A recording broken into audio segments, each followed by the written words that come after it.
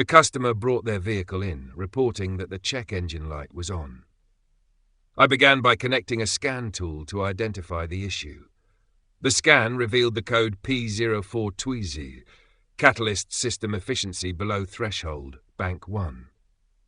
This code often indicates an issue with the catalytic converter or related components like the oxygen sensors, which play a critical role in monitoring and maintaining the efficiency of the emissions system. To investigate further, I performed a road test while monitoring live data from the scan tool. During the test, I noticed that the downstream oxygen sensor B1S2 parameter was erratic. Normally, the B1S2 sensor should show a relatively stable reading since it monitors the catalytic converter's efficiency.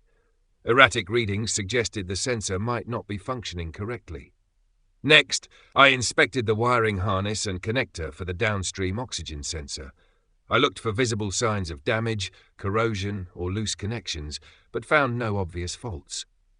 With the ignition on and the engine off, I used a multimeter to test for voltage and ground at the oxygen sensor connector.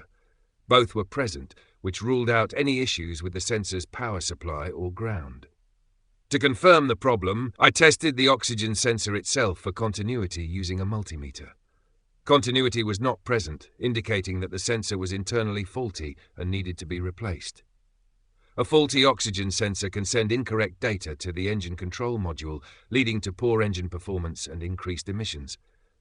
I replaced the downstream oxygen sensor, B1IS2, with a new one, ensuring it met the manufacturer's specifications.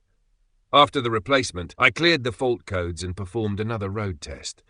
The vehicle operated properly, the check engine light stayed off, and no new fault codes appeared.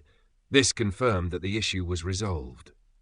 The oxygen sensor plays a crucial role in monitoring the efficiency of the catalytic converter and ensuring the engine operates within emissions standards.